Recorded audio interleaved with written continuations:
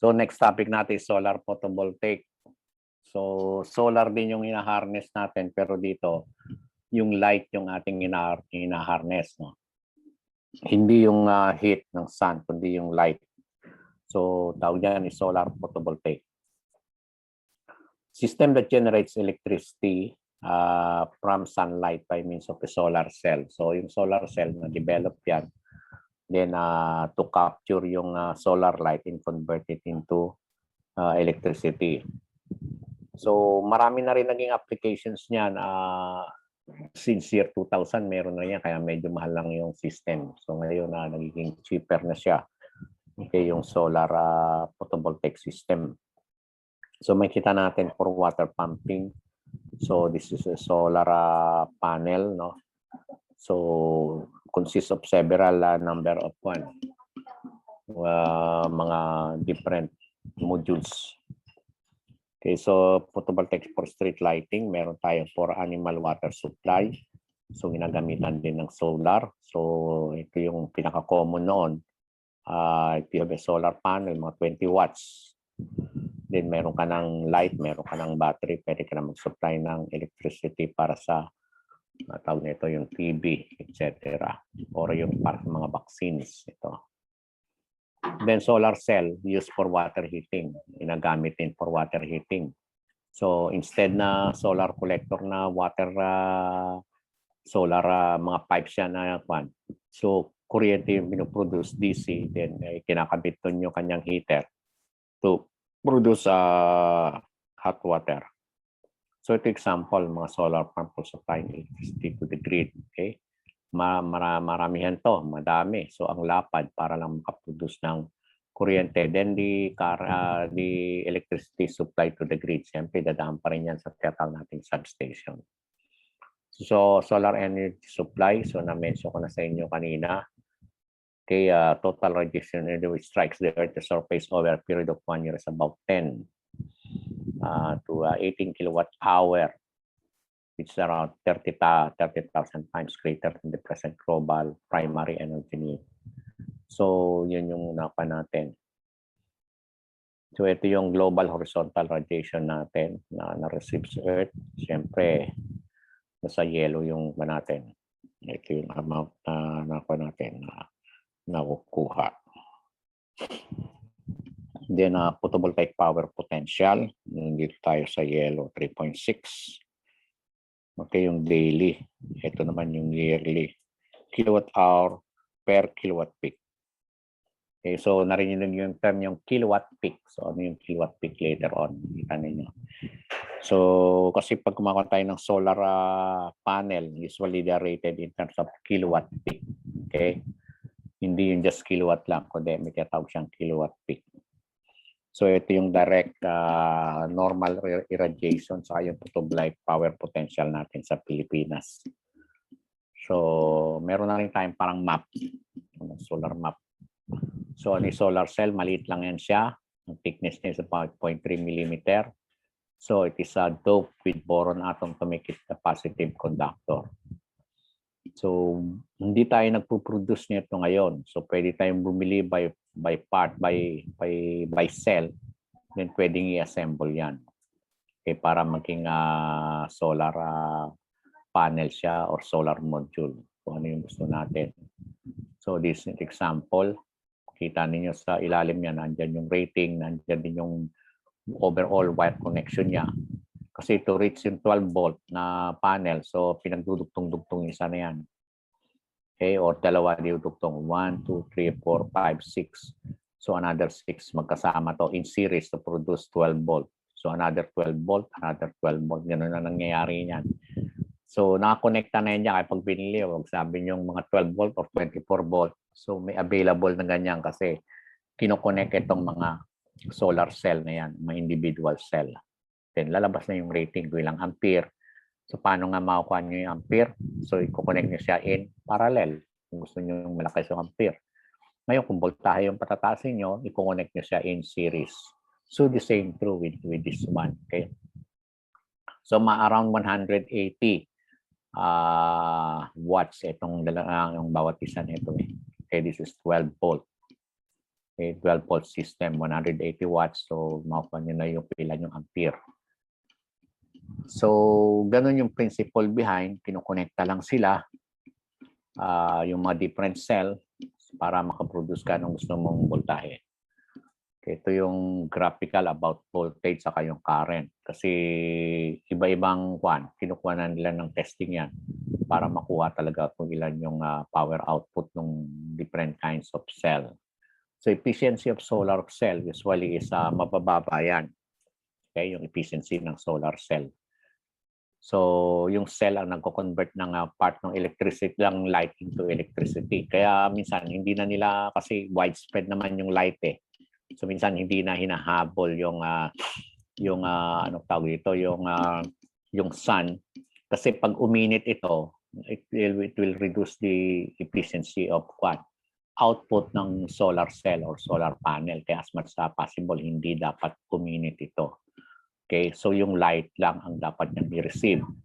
And they are designed such a way na tinitilt nila para pag umulan magkakaroon ng automatic cleaning nitong mga solar cell na yan. Kasi pag marumi yan, then apektuhan yung performance ng panel.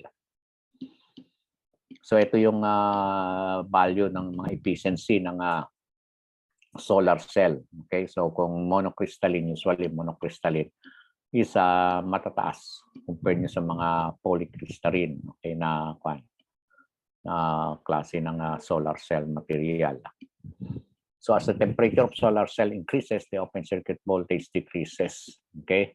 So as much as possible, siniset up to na hindi siya dikit dun sa mga heat absorber kasi pag nagpan siya ng heat absorber, nadikit siya doon, then possibility niyang ma-receive din yung mga ini-emit ng mga heat absorber na material, like example yung mga roof.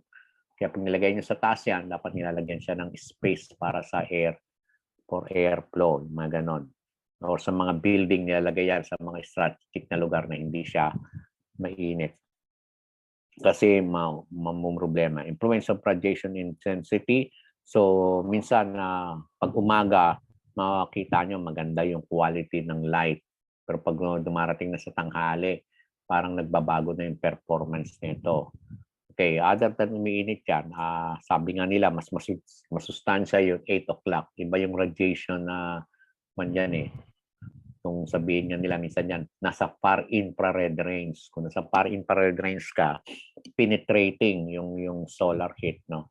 So, solar light magpipenetrate sa'yo. Then, ito yung mga example ng mga light meter para ma-measure.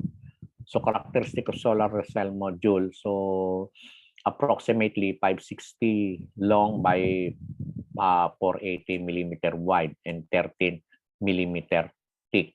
Okay, so ganun yung yan. So kung kukunin mo yung centimeter, so 100. So lalabas siya na 10 millimeter per 1 cm, so 56.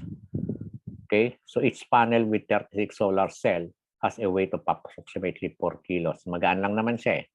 Okay, the short circuit current is equal to 1150 milliamperes. So 1 point something, 1.15 ampere. The open circuit voltage is 20.8. Pag sinabi bang open circuit, ano yan? Yung open circuit, ibig sabihin, hindi pa ito nakakonekta dun sa battery o sa tinatawag nating solar controller. So pag nainitan yan, may lalabas din siyang voltahe. Okay, pero hindi siya connect. Pero pag kinonect mo sa battery, hindi na ganun yung open circuit voltage. So, naka-close circuit na siya. So, kaya tinawag na natin yung open circuit voltage. Okay, kaya narinig niyo yung ganyang term. Pag short circuit current, yan yung pag na-connecta nyo na siya, may kuryente yung puproduce. Yan example lang, short circuit current. Kaya naka-connecta na siya. So, nagbabago din yan. Kung naka-open circuit siya, so iba din yung current kung naka-open siya. Actually, walang magpo-flow. Pero pag i-connect niya siya, then may magpo-flow ng current. Yun yung short circuit current na term. Okay, so may tiyawag tayo solar cell. Pag ang solar cell ay nag-compose ng different number of cells, so sabi nga, kinoconnect yan kung anong voltahe yan. So series or parallel. So it will form what we call module. Okay? Yung module naman, pag marami kang several modules, pag sinama-sama mo sila, ang tawag dyan, isa nun is panel.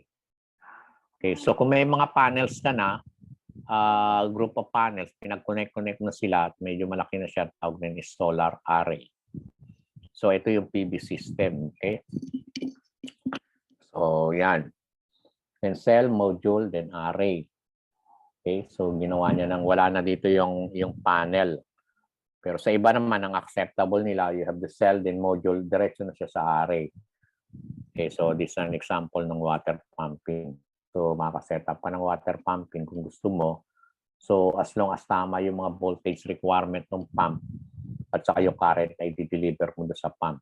So it's a matter of sizing. So for engineers, ganoon yung ginagawa niyan. Ano ba yung tamang ilang panels ba ang kailangan diyan para to produce that power ng pump. So photovoltaic system, meron tayong solar module. So yung nag-iisa lang, battery. So siya yung nag-store. Ito yung nag-absorb ng solar heat and solar light, convert it to electricity. Then meron tayong charge regulator. Ito yun. So anong charge regulator? Anong role niya? So pag puno na to, automatic, hindi na siya makakarga.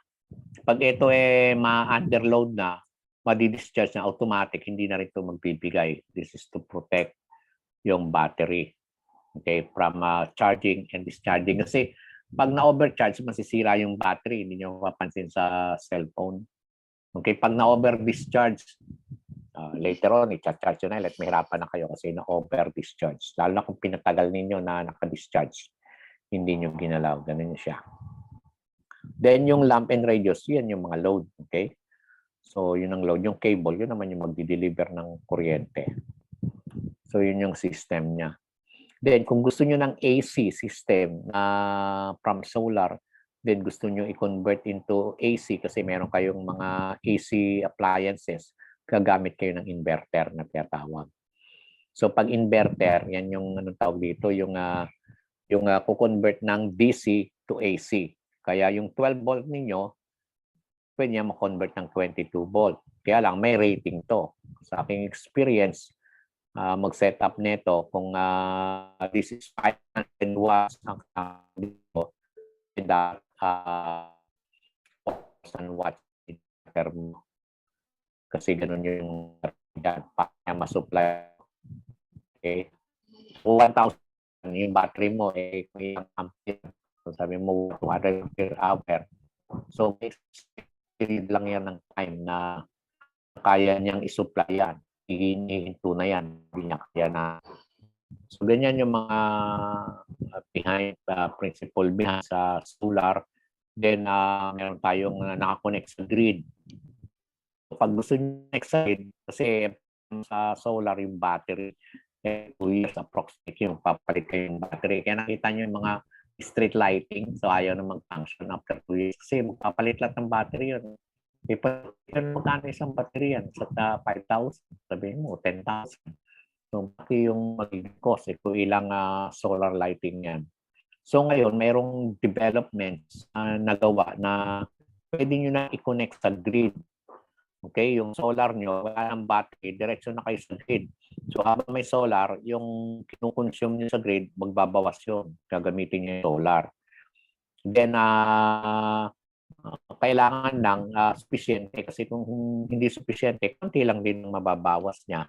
Okay, so may kinakabit dyan na inverter ang tawag doon. Sasaksak nyo lang yan sa convenience outlet o sa ninyo, sa specified kung masyadong malaki, di meron kayong place na where ilalagay nyo. So, kailangan nyo ng grid tie inverter na tinatawag. Hindi lang siya just inverter. Tawag nyo is grid tie inverter. Actually, inverter yon at the same time, synchronizer. Kasi nga, di ba, may cycles yan, yung alternating current. Dapat sumunod siya doon eh. Pag hindi, sisirain niya yung system. Kaya meron tayong grid tie inverter. Nabibili din yan, medyo malang ng konti. Compare nyo sa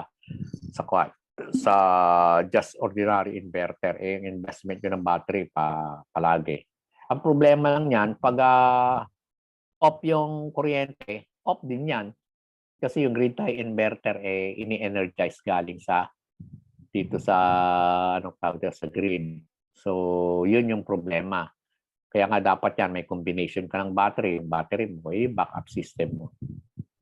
So meron tayong solar module na tinatawag. Sabi nga, the stronger the light on the cell, the larger the cell surface, the more electricity is generated, and the higher the current. So ganun yung principle behind, okay? So ito example, solar operated pump having 74 volts is required to see how many volt panels are needed in order.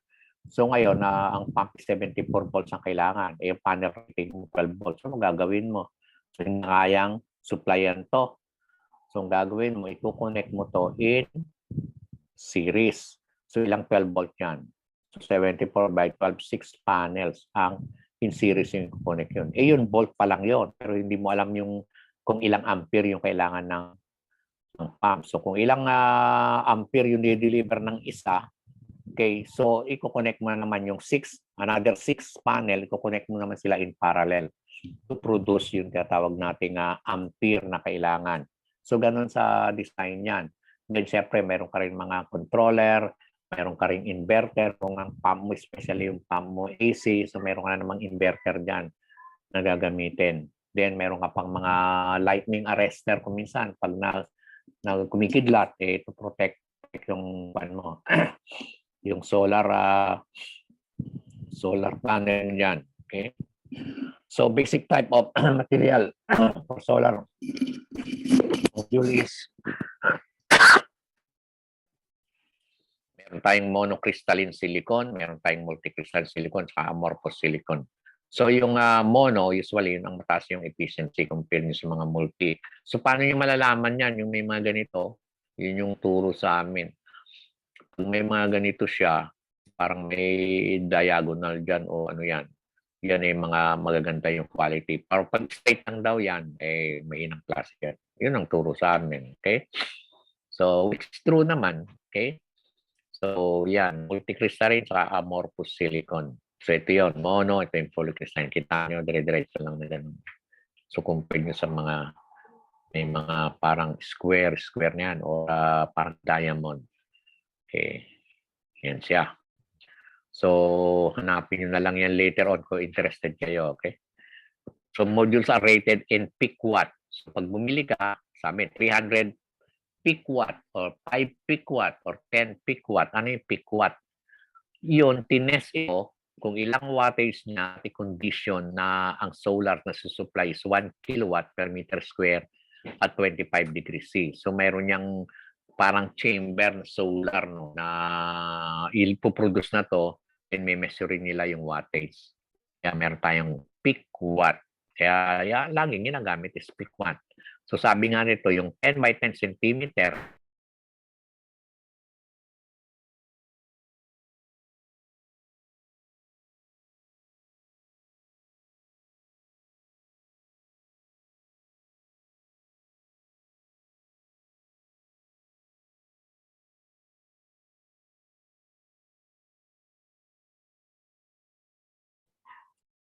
Na-disconnect ata si sir.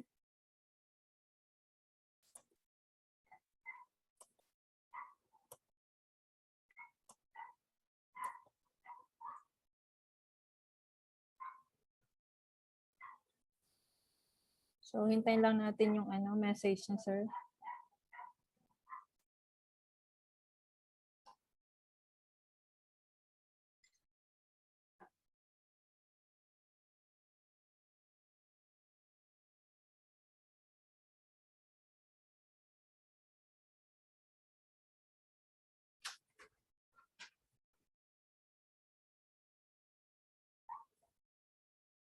Ay nga pala, habang hinihintay natin si sir, gusto ko lang i-announce na yung klase natin bukas ay